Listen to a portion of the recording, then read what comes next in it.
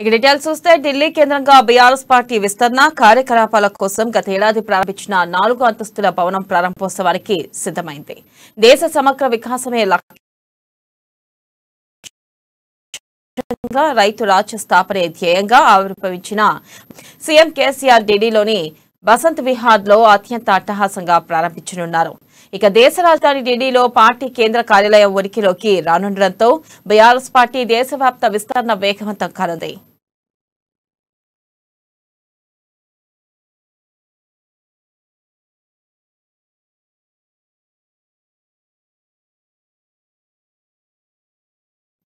BRS party కేంద్ర కార్యాలయం ప్రారంభోత్సవం సందర్భంగా అత్యంత ప్రామాణికమైన వస్తుశాస్త్ర సూత్రాలను అనుసరించి నిర్మించిన కార్యాలయంలోకి బీఆర్ఎస్ అధినేత కేసీఆర్ వేద మంత్రోచ్చరణల మధ్య పూజా కార్యక్రమాలు నిర్వహించి అడుగుపెట్టనున్నారు.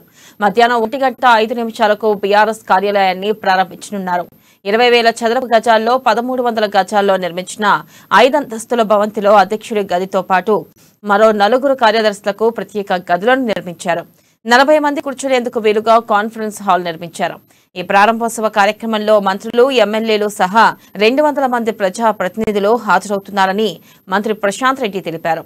బీఆర్ఎస్ గా మారిన తర్వాత పార్టీ కార్యకలాపాలకు జాతీయ స్థాయిలో కార్యాలయం ఉండాలనే ఉద్దేశంతో ఢిల్లీ శాశ్వత కార్యాలయాన్ని నిర్మించారు. జాతీయ స్థాయి పార్టీ కార్యకలాపాలన్నీ కేంద్ర కార్యాలయం నుంచి నడవనున్నాయి. వివిధ పార్టీలను ఒకే వేదిక మీదకి తీసుకురావడం, సదస్సులు, సమావేశాలకు పార్టీ కార్యాలయం ఒక వేదికగా పనిచేస్తుందని పార్టీ వర్గాలు చెబుతున్నాయి.